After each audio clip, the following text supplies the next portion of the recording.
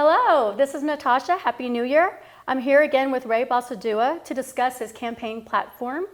But Ray Basaldua is running it for the office of mayor for San Antonio. His primary objective is if he wins the election, he will be able to increase the educational opportunities for the children of San Antonio by mandating 0 to 3 early childhood education. So today I have the pleasure to speak with Ray here again and exactly what it means to go over all the legalities involved for mandating 0 to 3 early childhood education. How are you doing? Happy New Year. Good. How are you doing, Natasha? Doing great. Thank you so much. Good. Good to see you. Good to see you too again. Well, let's get right to it. Sure. Well, Ray, what does it mean when you say the time has come to mandate 0 to 3 early childhood education? Okay. Let's start off with the latter part of that, which is early childhood education and what it is. Okay. Okay. And please feel free to interject at any time because I know there's a lot of way to interpret this, and I want to make sure that you and everybody watching interprets it in a way to where they understand it. Okay? Sounds good. So I talk to a lot of teachers, and some teachers say early childhood education and brain development. Some teachers say 0 to 3 early childhood education, and some educators say early childhood. Okay? So there's all this terminology out there, and I want to break it down. I want to get this word education, and I want to get rid of it because it should be replaced with mental health. Because early childhood education is first and foremost primarily a mental health issue. So we need to, I'm not saying we have to, but I think for clarity, we should say the mental health of early childhood, okay? Because what that's going to do is now everybody's listening. What's this all about? What does this time of life have to do with the mental health of my child? Right. Okay? Does that make sense? That makes sense. That Okay. makes sense. I just want to know, and I might be getting ahead of the game. It's okay. But when we say mental health, that's such a, for many, many years, no one wanted to speak of mental health. Sure. So for your particular platform and campaign, how are you defining mental health as it pertains to early childhood education? Thank you. The best way for me to explain it, okay, the best way for me to explain it and for most of the people in the city of San Antonio is when you have a baby, that baby, you see a baby. I see a supercomputer because that child's mind is the most valuable tool on the planet Earth. You can download, install as much information as you want to in that child's mind, a second language, a third language, quantum physics, music, art, what interests you as a mother that you would want your child to know, okay? Whatever it is, Yes. you can pre-program your child at this most important time in life, which is from birth up to 4 years of age, okay?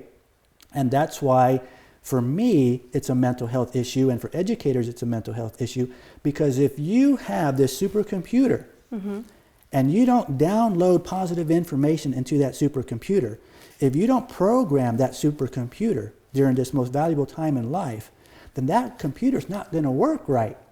It's only going to work to the standard that you built it. Right. Am I right? You're correct. Okay. What you're trying to do is build that foundation from the very beginning. That's right. So it's a mental health issue because if you don't build that foundation, if you don't pre-program your supercomputer, it's going to have glitches. It's not going to know how to work because you didn't program it. And that's really a child. And that's how everybody should look at a child. When you have a child, that child has almost unlimited potential. It's up to you as a parent to take advantage of this short time period of life and to do what you can for that child, because what it does is the more information that you put into your child's mind, then the more mental capacity the child will have from the age of 4 on. And the thought processes, the child has more thought process and they will work faster and they will understand things in life, know how to analyze situations, how to connect the dots. And what that leads to, Natasha, later on in life is what they call brain oscillation, okay? You might know what that is. Maybe many of the viewers know what that is, but some people don't. For those who don't know what brain oscillation is that's how the brain actually works together to produce information. Got it. So if you do not set up your child's supercomputer, that's going to lead to mental health issues, whether that's depression, not knowing how to deal with life in general, in real life situations, and so on and so forth, because you simply don't have a nourished mind. You have a malnourished mind.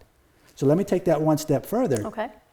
So the reason why this is a mental health issue is because if a child gets no information, if a child gets nothing but stressful information, toxic information, information that comes from a very negative environment, well, that's what you're going to have at the age of 4. That's the type of computer or child you're going to have. And that's not right. We need to make sure that all parents have the information they need, the resources they need, and the understanding that they need, so that they can say, oh, wow, nobody ever explained this to me. I have unlimited potential with this child. It's up to me to make it happen. Am I right? You're correct. Okay. Now, is it fair to say that I've explained what early childhood education is? Yes, it is. It is? Okay. So then let's get into the legalities. Okay, so mandating, correct? Yes. Okay, so the time has come to mandate early childhood education. So we've already talked about that's a mental health issue, education. So let's talk about mandating and what mandating is. Mandating is putting it into law that we want to have a governing body over mental health issues of a child. So forget about early childhood education over mental health issues of a child. You're a mother. Yes. You know. There's a law for everything in this country. There's a governing body for everything in this country. The Texas Property Code, which is you're familiar with. The Texas Local Government Code. We have the Texas Family Code, the Texas Education Code, the Penal Code, which is criminal. So there is law and governing bodies for everything in this country, even to protect the fish. Okay? But there's no governing body, and there's no code, there's no book that governs and protects a child from the day they're born up to 5 years of age. Okay? There's nothing. You can research it all you want. You can say, but the parents are the legal guardian of the child, and you're correct. Parents are the legal guardian of a child. But where's the governing body to protect the child? Parents are not a legal governing body with jurisdiction. Parents are not an extension of the court to have all authority over mental health issues. Parents need guidance.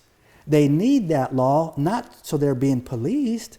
They need that law and that code in place, because that law and that code gives you guidance and instructions and the information you need, right? Right. To say, here's the law, you had a child, here's all the information you need, here's the instructions. So I have a question for you. I know in our last discussion, Okay.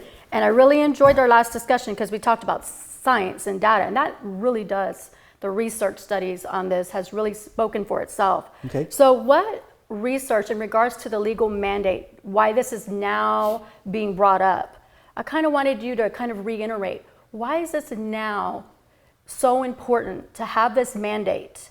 Why is it so important in regards to the mental health?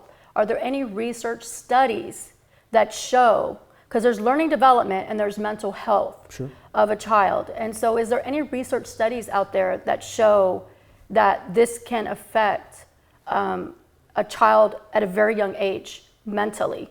Okay. Me, myself, I am not authorized, I am not a legal professional that can sit here and explain in detail the science and the medical part of it. Right. Okay. All this information, though, is public record.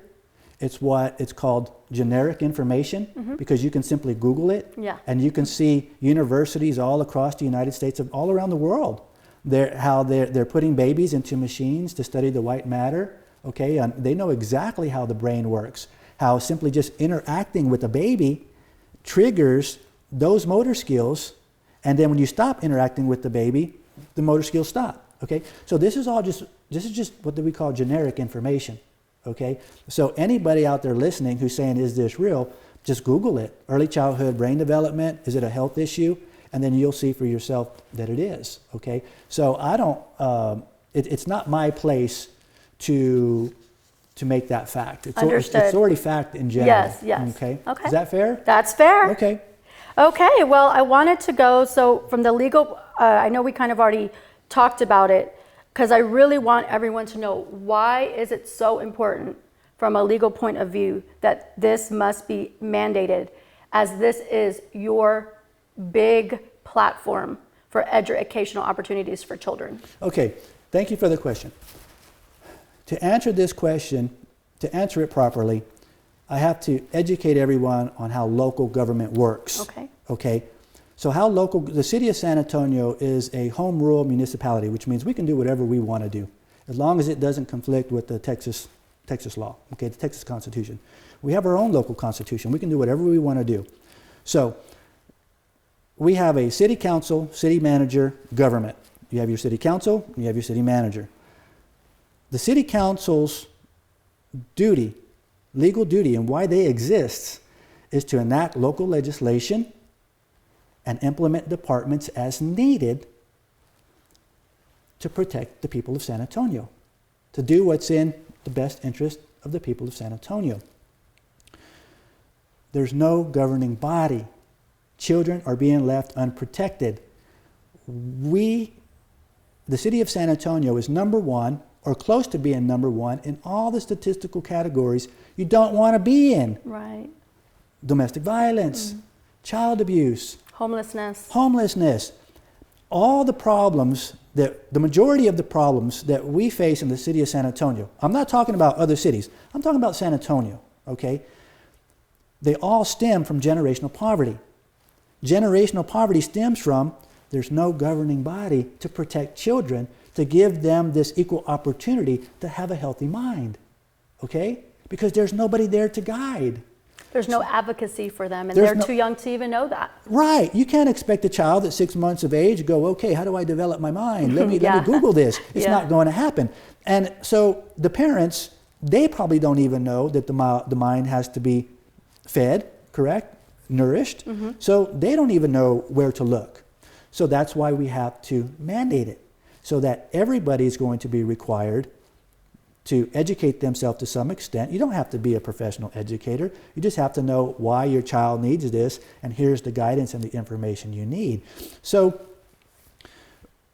it's the city council's legal duty to do what's in the best interest for the city, okay? If I become mayor, I can get this issue and put it on the table, and once I do that, by law, the other 10 city council members, they're going to have to address this issue. They have a legal duty to protect children, just like educators, just like doctors. Mm-hmm. So as far as I'm concerned, if I become mayor, this is a slam dunk, because they have to do this. What are they going to say? No, I don't care about children, mental health. You know what? This is the root of all of our problems, but where are we going to get the money? I would rather put the money into parks and art. Wait a minute. Okay, we have to address this issue, because this is the root of all of our problems. Right now, all you see on TV is the mayor talking about COVID. And he's talking about 1, 2, 3 people died today. 1, 2, 3 people died today. Natasha, in Barra County, we have 42 to 43 people that die every day. That's an average. 42 to 43 people die every day. If you look at the categories on the causes on why they died, the majority of them come from generational poverty, mental health issues, underlying ailments, okay? I've talked to medical professionals, and I've said, why aren't we talking about the 42 to 43 people that die every day? Why are we talking about just a couple that die? Don't get me wrong, I shouldn't say just a couple, that's human life. But why are we shutting down our economy? Why are we destroying people's lives? And then medical professionals say, well, Ray, COVID is another category that stems from generational poverty. okay? We need to talk about everybody's problems. We need to go to the root source of the problem, which is no governing body over early childhood education to get people going in the right direction, to give them a chance to make educated decisions, to have a healthy mind. This has to be put in place. We cannot keep going as a society and allowing children to be put on this path of darkness and they have no control over. That's absolutely shameful. It's unconscionable. And as I think part of your question is, why do we need to do this today? I'm sorry. This should have been done 10 years ago. We had the information 10 years ago. This should have been done maybe even possibly 20 years ago. The process should have been already started by our local, by our present mayor and our local council members. This should already be in place. I'm upset that I have to run for mayor to put this in place because this already should be in place. We shouldn't have all these problems. We have the solution. We need to fix it. So if you're elected mayor for 2021, how long, I'm very curious to know, and I'm pretty sure the viewers are as well, is how long would it take for something like this, something that's so important, that involves resources and specialists, funding? How long do you see that taking for that to actually be implemented? Because of the seriousness of this, and because of the fact that people are starting to talk about this, I'm going to use the word systemic discrimination, okay? And people are listening. I'm being called, I'm being contacted by organizations throughout San Antonio on what's going on. And I'm talking to them. This is what's going on. This is systemic discrimination. The mayor and all the city council members that are in place now, they have failed to take action and they're allowing this to happen. That's discrimination because they have the power to fix the problem, okay? To my understanding, systemic means it's an ongoing problem that shouldn't be going on because we already have the solution. That was my next question. Okay? Am I right? Yeah. This should already be in place, okay? I have a legal document. It's my official complaint and request for investigation for intent, for discovery for intent. And I'm sending it out to the Attorney General. I'm sending it out to the Texas Rangers, the Bexar County District Attorney, and some other individuals. And I'm explaining it to them. The mayor and the city council, this is their legal duty. You know it. They have failed to act. Look at all the chaos that's happening in our city. Look at all the deaths. Look at all the blood that's on their hands. And they have failed to even start the process of fixing the problem and implementing this department, this governing body. I'm sorry. That needs to be investigated. They need to be investigated because we need to know intent. Is it because they simply don't know? Is it because there's money involved? Is it politics? Is it because they want to keep people down because your loss is their gain? Okay? We need to know intent. I'm not trying to be a jerk. I'm mad. I'm mad that when I'm driving down the street, that I see a young lady with the baby in her arms and two other little girls and the boyfriend, and they're hanging out behind CVS because they don't have no place to go. I'm assuming, but that's what it looks like to me because they're just sitting behind CVS in some bushes. And I'm going, my gosh, where's the human decency? So, getting back to your question, this is something that should already be in place. We should already have the programs and the resources in place, and so that all this chaos doesn't just keep happening. So I think there was a B part to that, which is, where do the specialists come into play? Yes. Right? Okay. So this is how it works. We're going to go back to local government. If I become the mayor, I'm going to put the issue on the table. City council has to vote for it, to put it up for a vote to the general public. Does the general public want to do this? And I'm sure that will happen. So once that happens and we got the okay to create this new department, okay, guess what? My job, the city council member's job, our job is over. We're out of the picture. Our duty is to enact local legislation and implement departments. Once the department's in place and it's been voted on, that's why we have a city council, city manager, government.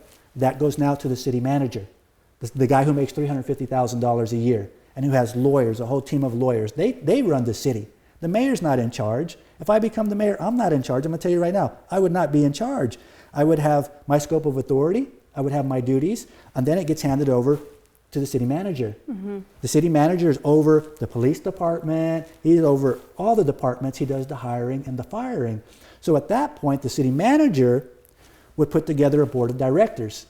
And that guess what? That's when the Natashas come into play. People who have doctorate degrees, people who are specialists, right? We're going to form a board. The city manager is going to form a board in the best interest of the city, so that we have the people who are qualified. I'm not qualified. They're qualified. They're qualified to bring in the proper people because they know educational milestones. How would you say that? The early childhood education milestones? Yes. Okay. So they know that. I don't know that. That's not my job. My job is to get the ball rolling, to inform the community we have a serious problem. The mayor, Ron Nienberg, all the city council members, they have completely let down our city. They are the ones that are responsible for all the chaos, and we need to get rid of them. Let's put this new department in place and let's start fixing problems. Okay? That's priority number one. So once we have a board, they can hire educators, counselors. It's going to be like its own little school district. And I want to thank Denise for showing me how that would work. She knows who she is. Explaining to me it would be like a little school district, right? And it would be its own little government run by the city of San Antonio. So this is not the Ray Basaldua show. This is not Ray Basaldua's educational program.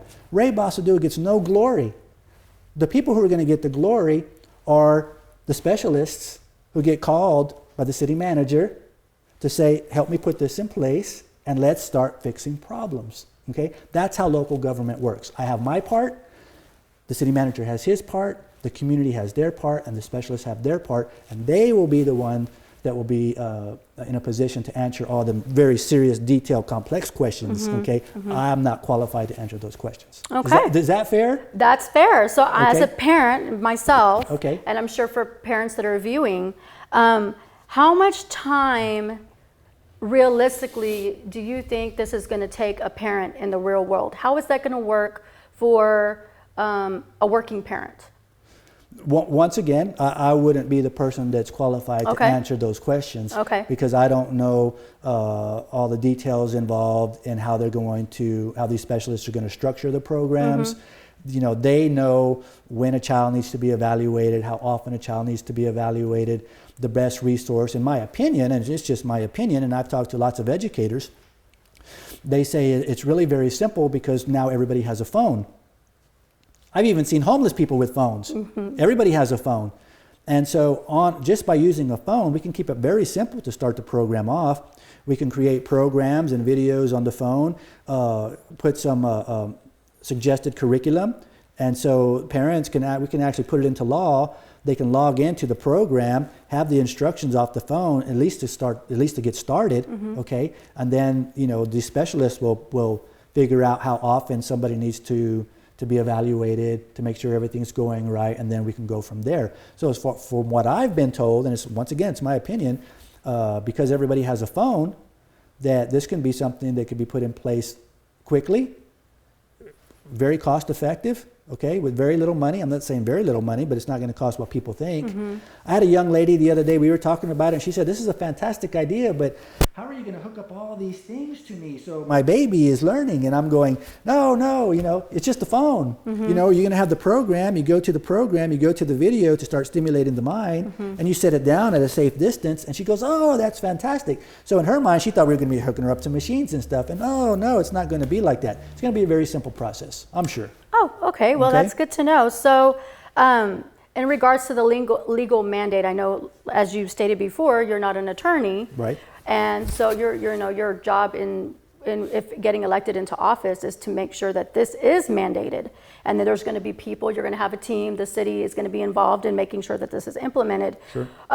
In this mandate, just because I'm really still trying to get informed on this, and I just love this subject, are there going to be processes within the mandate so that it's made very clear, like benchmarking and to make sure that this mandate is successful? Because what good would a mandate be if a child is not elevating developmentally or mentally where they need to be if there's not benchmarking. So is the legal mandate going to have practices in place so there's not any vagueness into how this is done?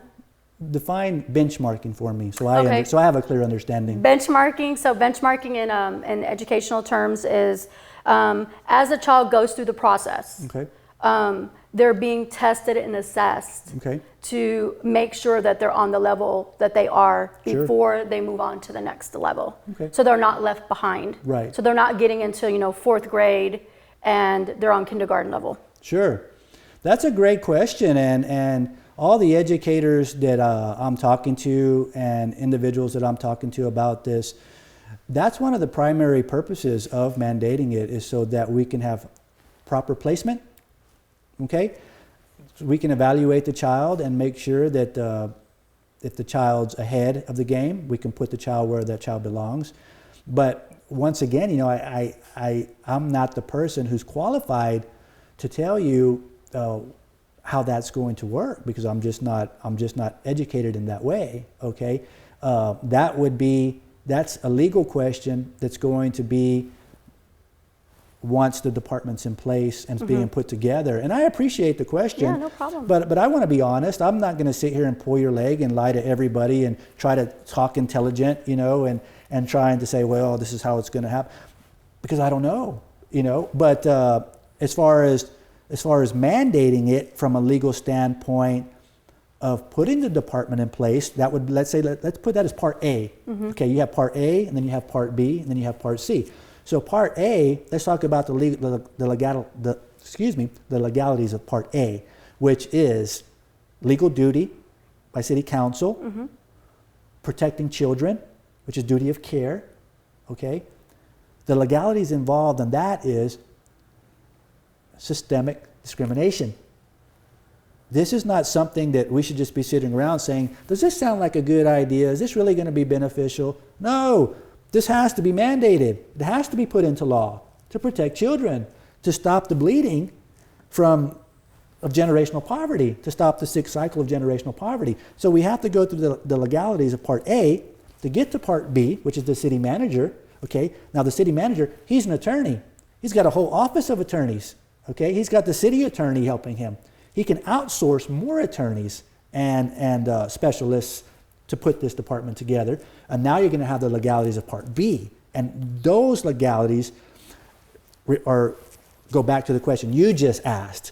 So I appreciate the question, but we have to go through the process of how local government works to get to that point. And that will maybe be in a month or two. We'll go to video part 3, and I'll have the answers for that. You see, Ron Nienberg, if you ask him a question, he might have the answer. It's not because he knows, it's because he has access to information. He's getting information from the city attorney, from the city manager, from health professionals. So they say, hey, what's going on with COVID? You see, he has access to this information. I don't. So he sounds all nice and intelligent, like he's in charge, but he's not doing nothing. He's just the spokesperson for the information that was given to him, you see? So at least I'm going to sit here and tell you the truth and not try and pull your leg. Well, I truly appreciate your honesty, because as a parent, I think it's really important to know what your role would be in the information, in regards to how you're going to develop the program. Right. So I have another question that came to mind is, do you have a team in mind if you're elected for mayor, or does that go to somebody else, like a team of specialists and resources available? Is that like something that you already have that's kind of in the background when it does happen? Or is it going to be a different group of select individuals that will be selecting like that panel and that resources for you? Correct. So now, once again, we have to go back to how local government works. So thank you for the question, because I missed this in the previous question. So let me make one thing clear. Once you go from Plan A, which is developing the department by law, and now it becomes reality and it gets handed over to the city manager. Okay. One thing everybody listening needs to understand is how local government works at this point. We just handed off the football, okay? We gave the football to the city manager. Once that happens, The mayor or no city council person, they cannot intervene. They cannot tell the city manager, you know what, I like so-and-so and I want her to be on, you just broke the law. Your job is not to intervene with how the city is ran. Our job is only to enact legislation and implement departments that's beneficial to the community. I would be overstepping my authority and I'll get fired. I'll get removed from office, okay? So I wish I can put my own team into place. I wish I can say, you know what, so-and-so helped me, Jennifer helped me just so much that, you know, can you please give her a job because she helped me with put all this together. I can't do that. You see, it's illegal. The city manager runs the city.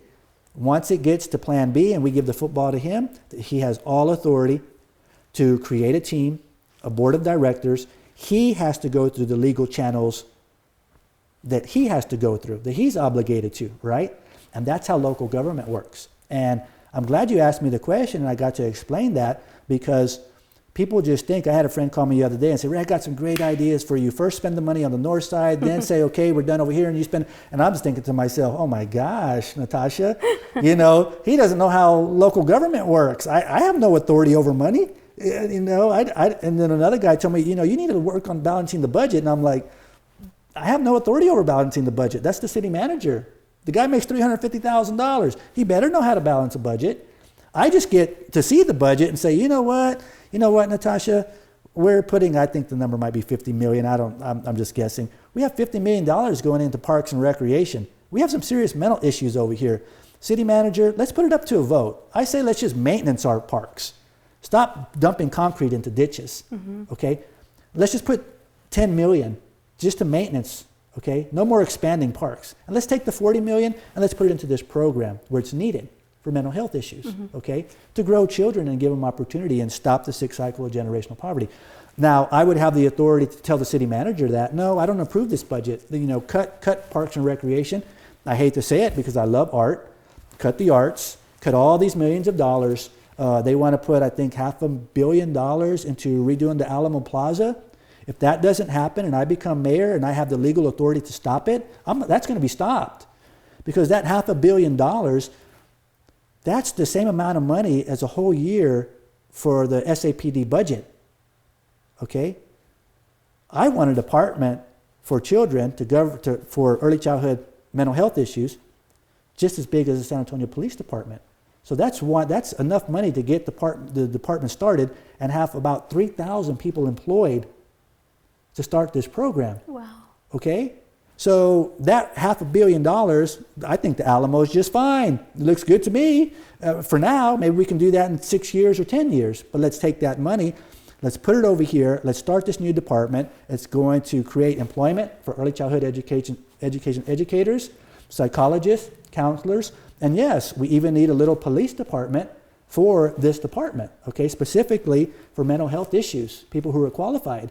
So $500 million, that's going to make a lot of jobs in the city of San Antonio. And what it's going to do, I'm sorry to keep carrying on, but what it's going to do, Natasha, is imagine we create a department just as big as SAPD, and now we're going right to the root cause of all the issues, educating people, showing them how to stop making mistakes, stop breaking the law, giving them encouragement, okay? What that's going to do is that's going to take pressure off the San Antonio Police Department and let them concentrate on real crimes, okay? And not just just calls, say, hey, we know what's going on over here. Oh, well, she's yelling at me. You know, the stuff that they don't need to really be addressing.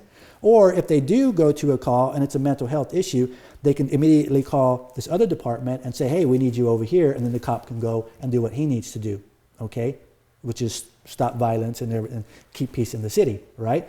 So by creating one department, it's going to take pressure off another department, and all that's positive energy, okay? The residual effects of creating this department is huge, not just from a human decency standpoint, but from an economic standpoint, it's going to lift our city. We need to take a step back, stop spending any money that's not an emergency, and we need to create this new department for the sake of human decency, for our children, and because, frankly, this department should have been in place a long time ago.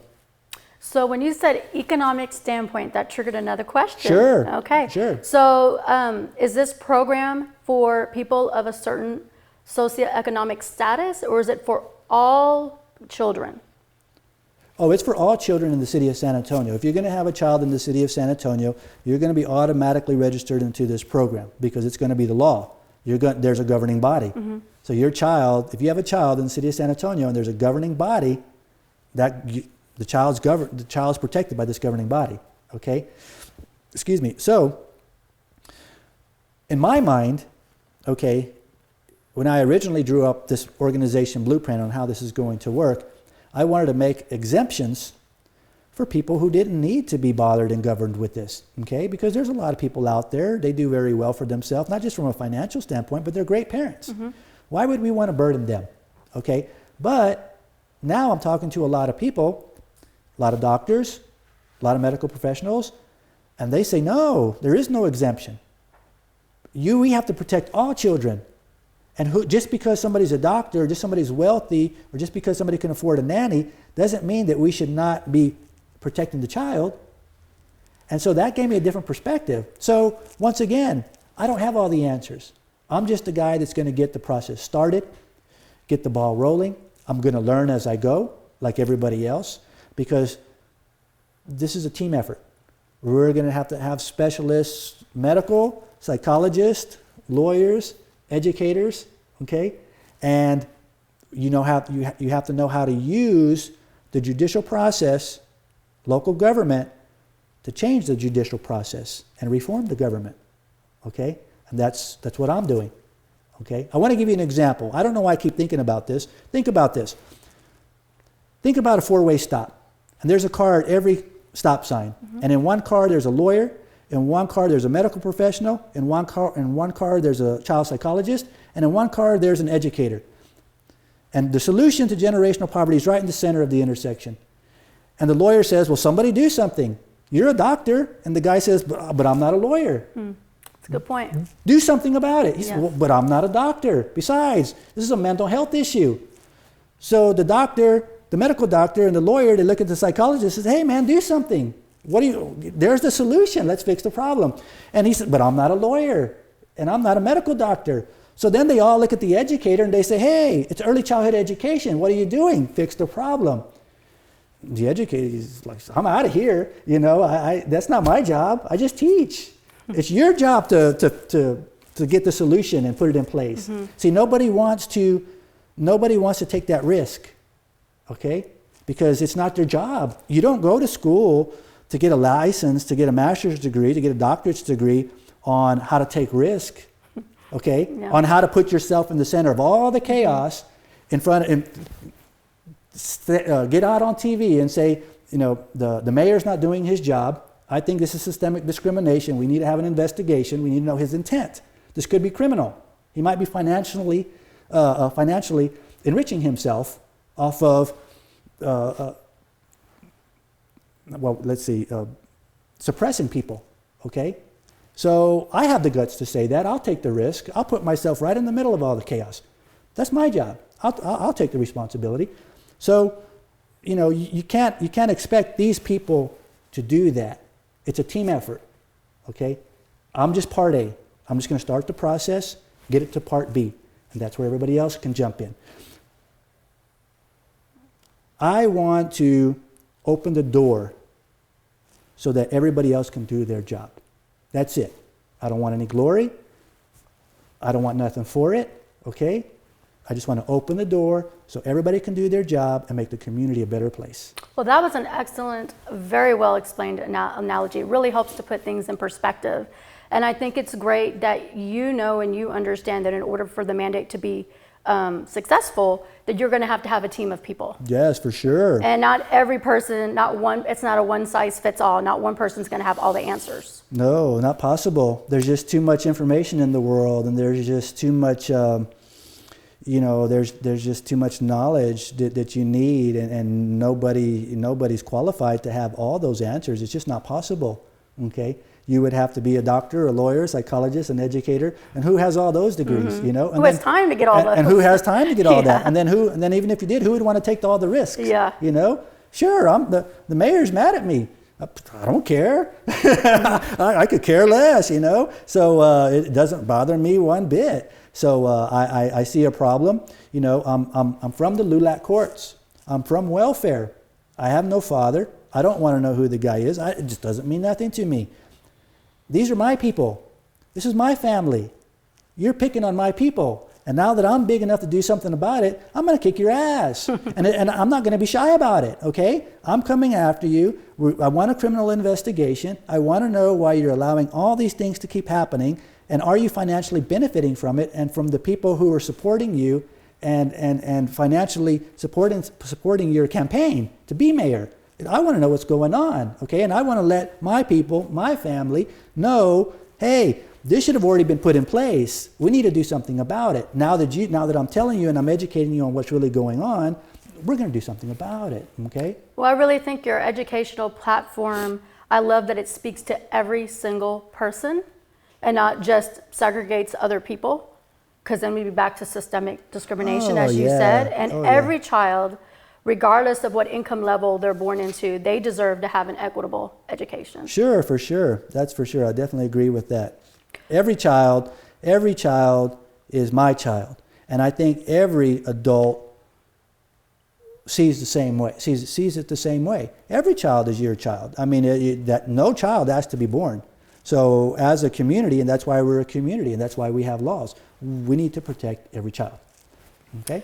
Awesome. Well, I've really enjoyed this conversation. I feel like it's been very insightful. I like how from the last segment that we had that you expanded a little bit more on mandates, because not all of us are educated on the implementation of mandates. Sometimes we think when someone implements the mandate, they're doing all the other stuff. Yeah. And there's different part A, part B, part C. Exactly. I also like how you reiterated about generational poverty, systemic discrimination, suppression, and how this one strong educational platform can help solve all these different little areas such as homelessness and domestic violence and mental health. For sure. So I really enjoyed you expanding on that. Is there anything else that you would like to leave our viewers with today? No, I'm good. I just want to make sure that I explained it in a way to where, you know, maybe everybody understood. You know, I'm doing my best to keep it simple. And that's all I want to say, you know. Well, I think you did a great job. Thank you. I actually am leaving today knowing more than when I came in, so I truly appreciate it. Thank you, Natasha. Thank you. Well, everyone, thank you for tuning in. I appreciate all the viewers. I hope everyone's having a happy new year. I really enjoyed chatting with Ray today and learning some new information. If you want to know a little bit more about Ray and all that he's doing in the community, you can go ahead and we'll go ahead and flash that website up for you, and so you can continue to tune in. So until next time, have an amazing day.